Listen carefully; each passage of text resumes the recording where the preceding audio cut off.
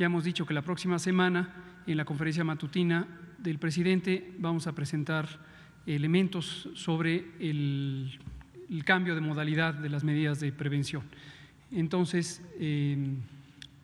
a nivel mundial tenemos 3.917.000 casos confirmados, personas que han tenido COVID desde que empezó la pandemia, estamos casi en 4 millones, y recordar que estos son personas que en algún momento lo han tenido, pero permanecen con actividad de enfermedad 1.126.000, que son las personas que en los últimos 14 días han presentado la enfermedad, y estas personas representan el 29% de las personas que han tenido enfermedad.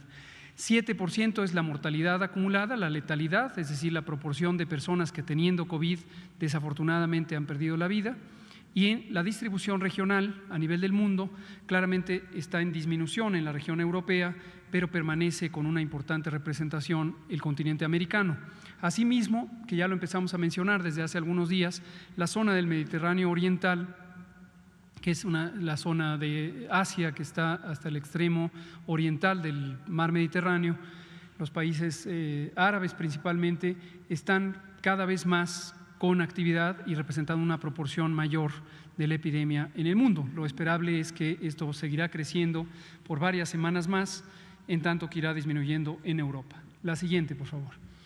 Cuando vemos los números en México que se contabilizan a partir del 28 de febrero, fecha en que tuvimos el primer caso confirmado, hemos registrado ya 35.022 personas que en algún momento tuvieron COVID y este fue confirmado por laboratorio.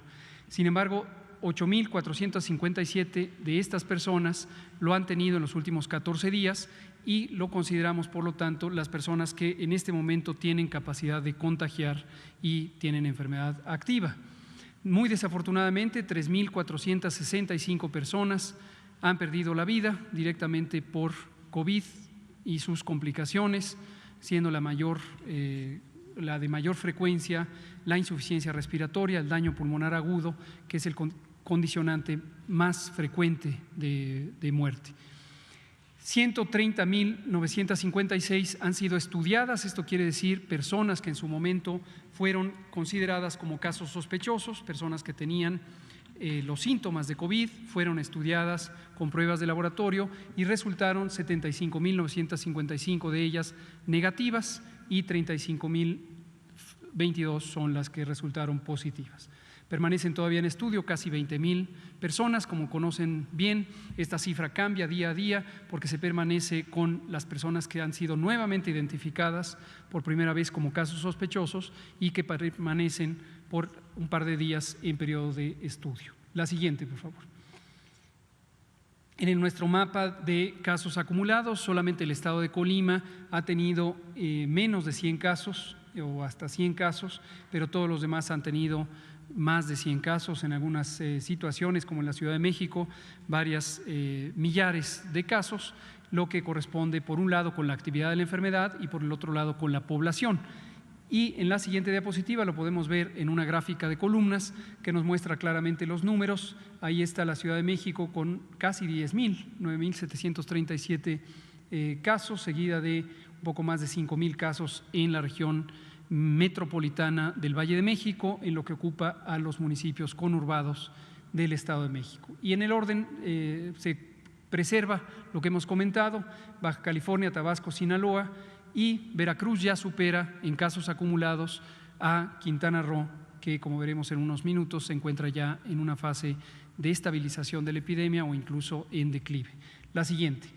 Cuando consideramos específicamente los casos recientes, los casos de los últimos 14 días, de estos 8.457, la distribución es también en toda la República, pero tenemos todavía varias entidades que no han llegado a 100 casos recientes. Y se ven en el mapa pintados de color verde o verde claro, incluso como Durango, que tiene menos de 50 casos recientes registrados. En la gráfica de columnas que sigue en la próxima diapositiva, vemos también a la Ciudad de México y el valle, la zona conurbada en el Estado de México, correspondiente al Valle de México, como la zona con la indiscutible mayor carga de enfermedad, con casi 3.600 casos acumulados casos agudos recientes entre las dos entidades federativas, seguidos de Tabasco, Veracruz, Baja California, Morelos y Yucatán. En la siguiente lo podemos ver en forma de incidencia, esto es decir, cuando queremos comparar poblaciones que son de distinto tamaño, y es muy claro que el número de casos depende también del tamaño de población. Donde hay más población hay más casos. Para poderlo comparar adecuadamente tenemos que dividirlo por el número de habitantes que hay en cada entidad federativa, y de ello resulta esta medida muy conocida en epidemiología que se llama incidencia. En México en general tenemos 6.6 personas que han tenido COVID en los últimos 14 días por cada 100,000 habitantes, 6.6 por cada 100,000 habitantes. Y se distribuye de una manera heterogénea en el territorio nacional, de acuerdo a lo que se ve con distintas intensidades del color verde en el mapa que está frente a nosotros, pero que si lo vemos además en una gráfica de columnas en la siguiente diapositiva, podemos verlo de manera numérica en forma mucho más clara. Y aquí vemos que la incidencia en la Ciudad de México alcanza los 24 por 100,000 habitantes, mientras que en el siguiente estado en frecuencia es Tabasco, Morelos y posteriormente Yucatán y Quintana Roo y Baja California, que eran más activos hace algunos días, concretamente hace 10 días, ahora ya están siendo desplazados en intensidad de transmisión por los estados que recién he mencionado. La siguiente. La mortalidad la representamos por el número de personas que muy lamentablemente perdieron la vida por tener COVID, y vemos a estas 3.465 personas representadas por día de ocurrencia de la defunción en todas esas columnas de color azul.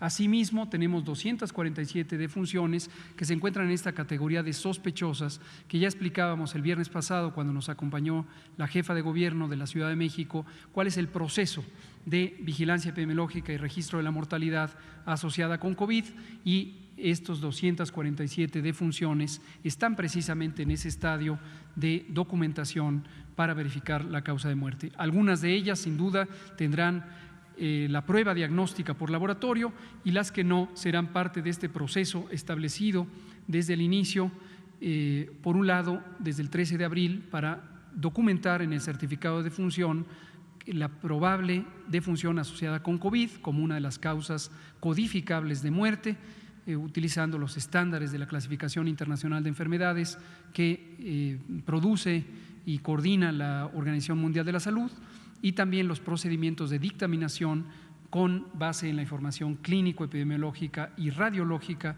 que está en manos de las unidades de atención médica. La siguiente. Cuando lo vemos por entidad federativa, también sigue el patrón muy semejante al de los casos acumulados. Desde luego, donde hubo más casos, también hubo más muertes, y tenemos la Ciudad de México, Baja California, el Estado de México, posteriormente Tabasco, Sinaloa y Quintana Roo. La siguiente. Finalmente, vemos los casos sospechosos y confirmados de acuerdo a la fecha de inicio de los síntomas, y recordarles que la fecha de inicio de los síntomas no es exactamente la misma que la fecha de registro, por una razón muy clara. Las personas no necesariamente acuden a atención médica exactamente al día siguiente de tener síntomas. La mayoría se tardan un día al menos, otras personas